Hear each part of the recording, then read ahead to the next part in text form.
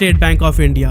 ये नाम सुनते ही शायद सबसे पहले हमारे मन में इसके खराब सर्विस और एम्प्लॉयज के बैड बिहेवियर्स आते होंगे, क्योंकि लंच टाइम का बहाना बनाकर घंटों गायब रहना, आधे घंटे बाद आइएगा, लंच टाइम चल रहा है, छोटे से छोटे काम के लिए अलग अलग विंडोज पर लोगों को भेजना, ये सब SBI के बहुत सारे ब्रांचेस का डेली का काम है। लेकिन इसके बावजूद एक मैजिकल रिपोर्ट दिखाऊं, फाइनेंशियल ईयर 2024 के फर्स्ट क्वार्टर में रिलायंस का नेट प्रॉफिट जहां 16,011 करोड़ रुपए था, वहीं SBI का नेट प्रॉफिट था 18,537 करोड़ रुपए। यानी कि SBI ने एशिया के सबसे अमीर आदमी मुकेश अंबानी के बादशाहत को भी पीछे छोड़ दिया है। पर ऐसा हुआ कैसे? स्टेट बैंक ऑफ इंडिया कैसे भारत का सबसे बड़ा बैंक बना? किस तरह आज से 218 साल पहले इसे अंग्रेजों ने हमारे ही खिलाफ लड़ाई के लिए शुरू किया था? आज के इस वीडियो में हम सब कुछ डिटेल में डिस्कस करने वाले हैं।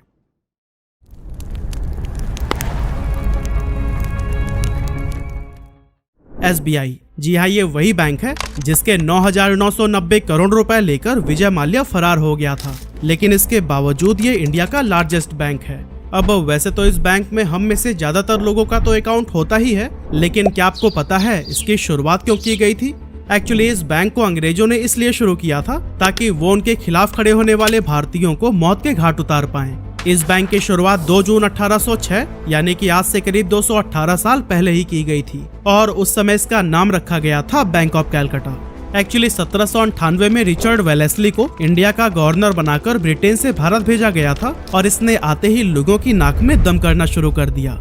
रिचर्ड ने आने के एक साल बाद यानी 1799 में टीपू सुल्तान को हराकर मैसूर को अपने कब्जे में ले लिया, और फिर इसके 4 साल बाद अंग्रेज और मराठाओं के बीच बहुत बड़ा युद्ध हुआ, जिसे आज हम सेकेंड एंग्लो मराठा वॉर के नाम से जानते हैं। इस युद्ध में रिचर्ड वेलेस्ली को सपोर्ट करने के लिए अंग्रेज एक बैंकिंग सिस्टम के जरिए उन तक पैसे पहुंचाने का काम करते थे, ताकि इन पैसों की मदद से वेलेस्ली युद्ध में अपने साइड को और भी ज्यादा मजबूत बना सके। अब उस टाइम तक तो इस बैंकिंग सिस्टम का कोई ऑफिशियल नाम नहीं था, लेकिन बाद में इसी को ही बैंक ऑफ कैलकाटा का नाम दे दिया गया। इसके बाद से 2 जनवरी 1809 को इस बैंक का नाम एक बार फिर से बदला गया, और इस बार इसे बैंक ऑफ बंगाल कहा जाने लगा। इसके बाद से फिर दौर आया जब ईस्ट इंडिया कंपनी ने 2 प्रेसिडेंसी बैंक की शुरुआत की, जिनमें से पहला था बैंक ऑफ बॉम्बे और दूसरा था बैंक ऑफ मद्रास। असल में प्रेसिडेंसी बैंक्स में वो बैंक्स आते हैं जिन्हें करेंसी नोट्स इशू करने का अधिकार होता है। अब इन बैंक्स को देखकर कुछ इंडियंस ने खुद का प्राइवेट बैंक बनाने का भी सोचा, लेकिन किसी को भी ज्यादा कामयाबी नहीं मिल सकी। इन प्राइवेट बैंक्स के पतन में सबसे ज्यादा फेमस हुआ यूनियन बैंक, जिसे 1828 में रविंद्रनाथ टैगोर के दादाजी और उस टाइम के बड़े बिजनेसमैन में गिने जाने वाले द्वारकानाथ टैगोर ने शुरू किया था। इसके बाद से 1862 में बैंक ऑफ बंगाल की ब्रांचेस पटना, मिर्जापुर और बनारस के अंदर भी एस्टेब्लिश की गई, ताकि वहां उस पर्टिकुलर जगह से भी आजादी के लिए उठने वाली आवाज को दबाया जा सके। 1861 के दौरान ही पेपर करेंसी एक्ट को लागू कर दिया गया, और बैंक ऑफ बंगाल इकलौता ऐसा बैंक था जिसे अंग्रेजों के दौर में नोट जारी करने का अधिकार मिला। अब इस बैंक को वैसे तो ब्रिटिशर्स को फायदा पहुंचाने के लिए बनाया गया था, लेकिन इसके बहुत सारे इंडियन कस्टमर्स भी थे, जिनमें से कुछ फेमस नाम है साइंटिस्ट जगदीश चंद्र बोस, इंडिया के first president Rajendra Prasad, politician दादा भाई नरोजी और नोबेल प्राइज विजेता रविंद्रनाथ टैगोर। और दोस्तों, आज भी इन लोगों का नाम स्टेट बैंक ऑफ इंडिया बहुत प्राउडली अपने कस्टमर्स में गिनता है। तो दोस्तों, अब तक हमने यह जाना कि इस बैंक की शुरुआत 218 साल पहले किस तरह से हुई थी, लेकिन ऑफिशियल तौर पर यह स्टेट बैंक ऑफ इंडिया कैसे बना, चलिए इसके पीछे की स्टोरी को अब जान लेते हैं।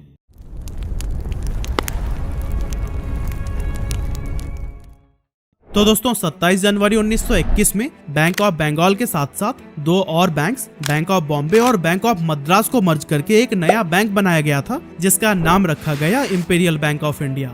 फिर आया 1947 जब भारत को अंग्रेजों से आजादी मिल गई, और इसके बाद भी इंपीरियल बैंक ऑफ इंडिया पहले की तरह ही अपनी सर्विस देता रहा अंटिल 1955। असल में आजादी मिलने के 8 साल बाद तक ये इंपीरियल बैंक ऑफ इंडिया ही रहा, लेकिन 1955 में रिजर्व बैंक ऑफ इंडिया ने इसके 60% स्टेक को अपने कंट्रोल में ले लिया, और फिर 30 अप्रैल 1955 को इस बैंक का नाम बदलकर स्टेट बैंक ऑफ इंडिया कर दिया गया।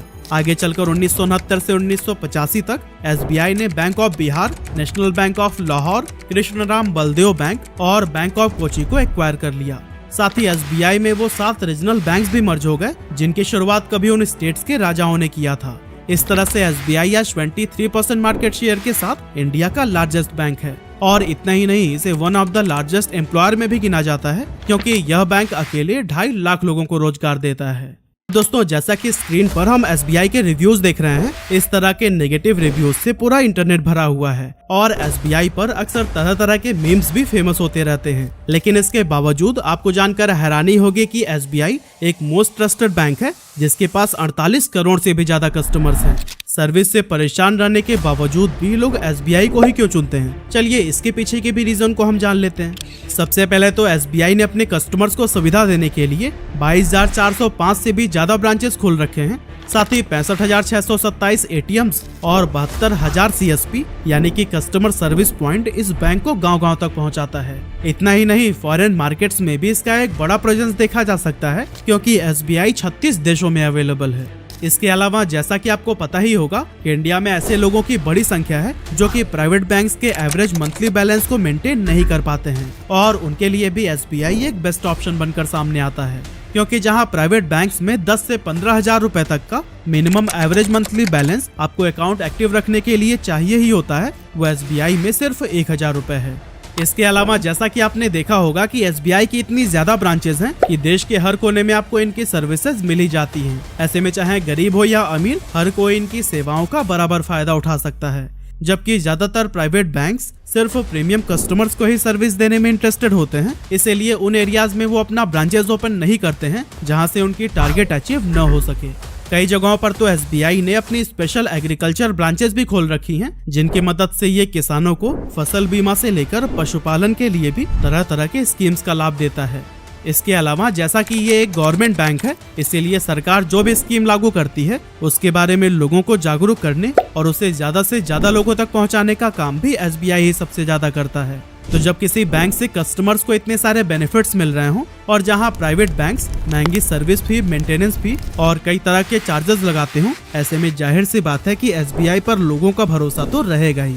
लेकिन दोस्तों इस बैंक पर सिर्फ अकाउंट होल्डर्स का ही भरोसा नहीं है, बल्कि इन्वेस्टर्स भी इसे खूब पसंद करते हैं, क्योंकि अगर हम इसके शेयर्स का रिटर्न बहुत पीछे न जाकर सिर्फ लास्ट के 3 इयर्स में ही देखें तो वो करीब 180% है। पर सबसे मेन सवाल ये उठता है कि SBI इतना बड़ा प्रॉफिट आखिर बना कैसे रहा है कि इसने अंबानी को भी पीछे छोड़ दिया। तो असल में दोस्तों SBI हमेशा से ही प्रॉफिटेबल नहीं रहा है, क्योंकि जब प्राइवेट बैंक्स ने अपने पैर जमाने शुरू किए तो इसका इम्पैक्ट कई सरकारी बैंकों पर पड़ना शुरू हो गया, जिनमें से एक SBI भी था। 2017 के थर्ड क्वार्टर में इसे 2,416 करोड़ रुपए, तो वहीं 2018 के फर्स्ट क्वार्टर में 7,718 करोड़ रुपए का लॉस हुआ था, जो कि भारत के बैंकिंग इतिहास में दूसरा सबसे बड़ा लॉस था। अब आप सोच रहे होंगे कि दूसरा क्यों? तो दोस्तों आपको बताते चलें कि लॉस के मामले में पहले नंबर पर पंजाब नेशनल बैंक है, जिसे कुछ ही साल पहले डायमंड मर्चेंट नीरव मोदी ने 13,000 करोड़ रुपए से ज्यादा की शपथ लगा दी थी और इससे पहले कि PNB और रिजर्व बैंक ऑफ इंडिया को इसका पता चलता वो विदेश फरार हो गया था। खैर SBI के इन लॉसेस का एकमात्र रीजन प्राइवेट बैंक्स की बढ़ती संख्या को नहीं दिया जा सकता, बल्कि इसके पीछे का मेजर रीजन था बैड लोन्स। और दोस्तों इन्हीं बैड लोन्स का ही नतीजा है कि विजय माल्या SBI का पैसा लेकर 2016 में ही देश छोड़कर जा चुका है। असल में SBI देश का लार्जेस्ट लेंडर यानी कि ऋणदाता था, लेकिन प्रॉब्लम तो तब शुरू हुई जब प्रीमियम कस्टमर्स ने लोन चुकाना बंद कर दिया।